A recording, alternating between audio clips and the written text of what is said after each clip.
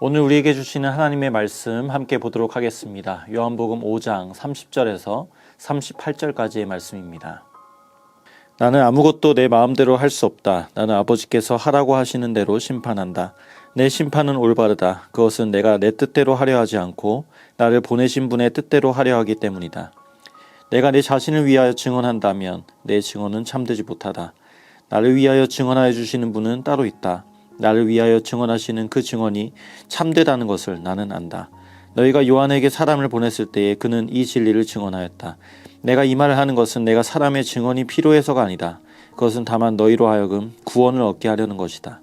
요한은 타오르면서 빛을 내는 등불이었다. 너희는 잠시 동안 그의 빛 속에서 즐거워하려 하였다. 그러나 나에게는 요한의 증언보다 더 큰 증언이 있다. 아버지께서 나에게 완성하라고 주신 일들, 곧 내가 지금 하고 있는 바로 그 일들이 아버지께서 나를 보내셨다는 것을 증언하여 준다. 또 나를 보내신 아버지께서 친히 나를 위하여 증언하여 주셨다. 너희는 그 음성을 들은 일도 없고 그 모습을 본 일도 없다. 또 그 말씀이 너희 속에 머물러 있지도 않다. 그것은 너희가 그분이 보내신 이를 믿지 않기 때문이다. 아멘. 요한복음에는 여러 가지의 표징이 등장합니다. 앞서 살펴본 표징들로는 물을 포도주로 바꾸시고 왕의 신하의 아들을 고쳐주시고요. 또 오늘 본문 바로 앞에서는 38년 된 병자를 고치십니다. 이것들을 성경은 기적이다 라고 하지 않습니다. 표징이다. 헬라어로 세메이온, 사인이다 라고 말을 합니다. 그러니까 단순히 이 사건 자체가 중요한 게 아니라 그 일을 통해서 보여주실 사인이 있다는 겁니다. 결국 따로 하고자 하는 말씀이 있다는 거죠. 기적을 좋아하지 않는 사람은 없습니다. 우린 하나님께서 놀라운 기적을 보이시면 하나님을 믿지 않던 사람도 누구나 다 하나님을 믿을 것 같습니다. 저 영적으로 칠흑 같은 선교지에 가서 손을 얹고 기도하면 바로 중한 병이 깨끗하게 낫는다. 그런 일들만 그냥 계속 일어날 수 있다면 선교에 불이 붙고 그 땅에 꽃이 필 것 같습니다. 물론 하나님은 실제로 놀라운 일들을 행해 오셨고 지금도 행하고 계십니다. 저는 오늘 우리의 삶 속에서도 하나님은 그렇게 일하실 수 있는 기적의 하나님이심을 믿습니다. 그런데 적어도 오늘 본문은요, 사람이 기적을 보면 반드시 믿음이 태동한다 라고 하는 순수한 우리의 생각을 깨뜨려 줍니다. 베데스다, 이 자비의 집이라고 이름하는 연못도 치유하지 못했던 중한 병자를 주님이 고치셨습니다. 놀라운 기적입니다. 그런데 이어지는 이야기가 더 놀랍습니다. 16절 말씀에 그 일로 유대 사람들은 예수께서 안식일에 그러한 일을 행하신다고 해서 그를 박해하였다. 기적을 행하시는 예수님, 와, 이제 저는 주님을 믿습니다. 우리는 이런 반응을 기대하는데 이 사람들의 반응은 주님을 박해했다고 합니다. 나중엔 죽이려고까지 해요. 여러분, 예수님의 입장에 한번 서보십시오. 억울한 일 아닙니까? 절망 가운데 있는 사람에게 새 삶을 열어주었는데 그 일로 핍박을 합니다. 하나님이 하신 일은 보지 못하고 이 안식일법 하나 어겼다고 죽일 것처럼 달려듭니다. 저라면 해명하고 싶을 것 같아요. 그래도 사람 살리는 게 중요하지 않겠냐고, 하나님의 뜻이 그거였다고 막 구구절절 설명하고 싶습니다. 우리는 어려움 속에 있을 때 나를 공감해주고 지지해주는 사람이 있으면 있을수록 큰 힘이 되지 않습니까? 그런데 주님은 지금 사람의 증언을 구하지 않습니다. 자신을 알아주지 않고 지지해주지 않는다고 해서 이 유대 사람들을 비판하거나 그들을 향해 섭섭한 감정을 갖지도 않으세요. 이건 예수님이 우리와 근본적으로 다른 분이라서가 아닙니다. 예수님도 하나님이시자 온전한 인간으로 오셨어요. 그래서 감정이 있으십니다. 제자들 향해 안타까워하셨습니다. 눈물도 흘리시고요. 불같이 화도 내십니다. 그런 주님이 지금 흔들리지 않았던 이유 첫 번째는요, 하늘아버지의 증언이 있었기 때문입니다. 자, 먼저 32절을 보시면 나를 위하여 증언하여 주시는 분은 따로 있다. 37절에 또 나를 보내신 아버지께서 친히 나를 위하여 증언하여 주셨다. 주님은 이거 하나, 하늘아버지의 증언을 붙들고 이 어려움을 이겨나가십니다. 십자가의 죽음에 넘겨지시기까지 끝까지 이 아버지의 증언 하나 가지고 뚜벅뚜벅 걸어가세요. 저는 우리 모든 성도님들의 마음속에도 이 생생한 하늘아버지의 증언이 풍성해지시기를 소원합니다. 그 누구도 나의 도움이 되지 못할 때, 그 누구도 내 편이 되어주지 않을 때 하나님은 하늘을 뚫고 이 좁디 좁은 우리의 마음에 말씀으로 임하세요. 내가 너와 함께한다. 내가 너를 안다. 내가 너를 붙들고 있다. 이 말씀을 들을 때 땅의 저 깊은 곳으로 추락하던 내 마음도 금세 솟구쳐 하나님께로 연결이 됩니다.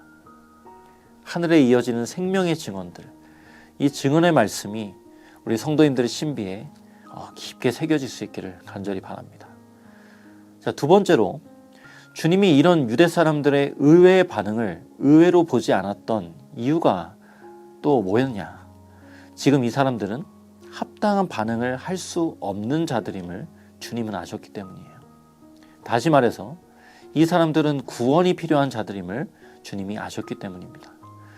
자, 37절 말씀을 다시 보시면 또 나를 보내신 아버지께서 친히 나를 위해 증언하여 주셨다. 너희는 그 음성을 들은 일도 없고 그 모습을 본 일도 없다. 38절 또 그 말씀이 너희 속에 머물러 있지도 않다. 그것은 너희가 그분이 보내신 이를 믿지 않기 때문이다. 자, 저희 집 둘째가 이제 곧 3살이 되는데요. 이 아이에게 제가 서운한 마음이 들 때가 간혹 있습니다. 누구누구의 아빠 사랑해 라고 부르면 아니거든 이라고 하면서 막 웃는 거예요. 아침에 제가 교회에 갈 때는 사랑한다고 했는데 저녁에 와서는 그냥 장난치면서 아니라는 거죠. 저는 장난인 걸 알면서도 서운합니다. 왜 서운한가 돌아봤더니 할 수 있으면서도 안 하니까 서운한 겁니다. 또 하루는 아직 6살도 안 된 딸이 아빠 나중에 커서는 내가 뭐 사줄게. 내가 이것도 해줄게. 이렇게 말을 하는데요.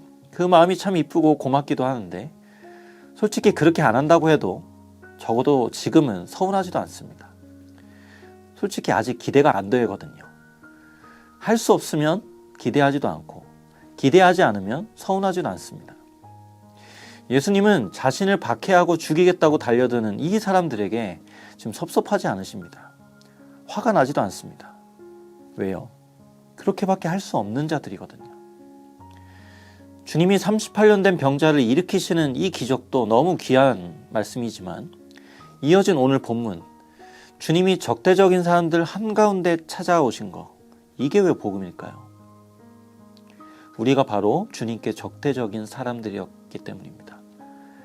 요한복음 1장 14절을 개역개정을 보시면 말씀이 육신이 되어 우리 가운데 거하심에 우리가 그의 영광을 보니 아버지의 독생자의 영광이요 은혜와 진리가 충만하더라.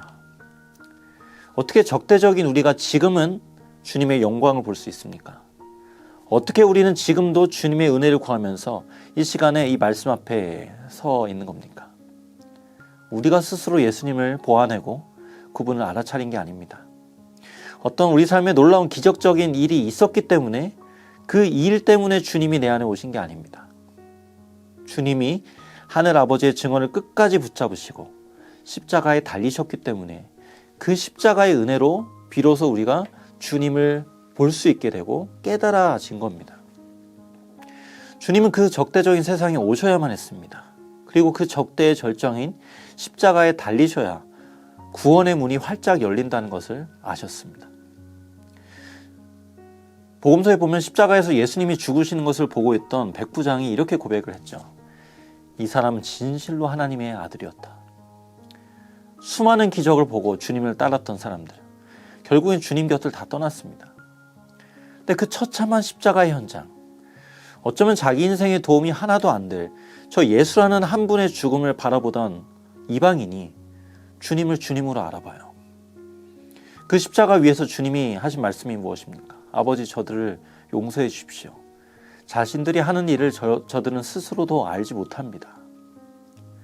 세상의 모든 핍박과 조롱과 적대를 다 모아도 주님의 이 풍성한 자비를 덮어내지 못하는 것을 백부장은 본 겁니다. 여러분, 세상은 이것으로 주님을 봅니다. 세상은 이해와 설득으로 주님을 볼 수 없어요. 기가 막히고 코가 막힐 기적으로 주님을 알아보지 못합니다. 십자가로 봅니다.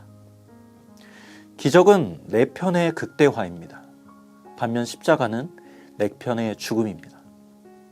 내가 죽을 때 주님이 드러나세요. 그래서 주님은 십자가를 지고 자기를 따라오라 말씀하셨죠.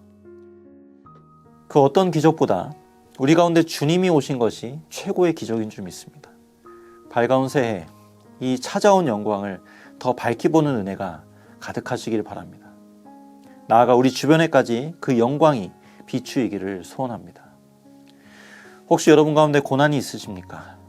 지금 하나님이 나로 이해되지 않고 설득도 잘 되지 않는 길로 이끌고 계시다면 우리 한 가지 기억해 봤으면 좋겠습니다. 우리 주님이 바로 그런 세상, 그런 환경과 시간의 제약 속에 들어와 그 수십 년을 사셨습니다. 이해와 설득을 요구하는 세상에서 아버지의 증언 붙들고 오직 하나님께 대한 믿음과 사랑으로 부르신 길을 끝까지 걸으셨습니다. 그리고 결국 하나님이 작정하시고 보내신 그 선하신 뜻을 이루셨죠. 우리도 이 주님의 걸음을 따라가기를 소원합니다. 그리고 우리의 걸음을 신실하게 붙드시는 그 하나님의 동일한 은혜가 오늘도 주어진 삶을 감당하는 우리의 삶을 끝까지 붙드시고 함께 하시기를 간절히 소원합니다. 함께 기도하겠습니다. 하나님 아버지, 오늘도 우리가 주님의 길을 따라가기를 소원합니다. 우리의 힘으로 갈 수 없는 그 길을 주님의 은혜로, 주님의 십자가를 지고 따라갈 수 있기에 오늘도 우리는 자기를 부인하고 그 영광을 바라보며 함께 주님과 동행합니다. 하나님, 우리는 정말 하나님 나라와 반대되는 그 수많은 것들을 요구하는 세상을 오늘도 살아갈 것입니다. 믿음이 아니라 설득해달라고 또 이해시켜달라고 하는 그런 많은 세상의 요구 속에서 우리가 살아갈 것입니다. 그러나 우리는 오직 하나님께 대한 믿음과 또 주님께 대한 사랑으로 또 그 말씀에 대한 순종으로 오늘 살기를 원합니다. 그렇게 할 때에 세상에서 찾아볼 수 없는 그 십자가의 영광을 우리를 통하여서 세상이 볼 수 있게 되고 우리가 그 영광을 경험하고 또 그 영광에 참여하는 오늘 이날이 되기를 간절히 소원합니다. 고난 중에 있는 우리 성도님들, 여전히 이해되지 않고 여전히 내 자신도 설득되지 않는 그런 시간들을 하나님이 허락하셨다면 그 속에서 하나님 우리에게 채우시고 있는 것을 우리가 또 발견할 수 있는 그 소망을 가지고 끝까지 걸어가실 수 있도록 도와주시며 결국 하나님이 예배해 놓으신 그 놀라운 은혜를 경험하고 하나님께 모든 찬양과 영광을 올려드릴 수 있도록 주님께서 함께하여 주시옵소서. 오늘 모든 걸음을 주님께 맡겨드리며 이 모든 말씀 살아계신 예수 그리스도의 이름으로 기도드립니다. 아멘.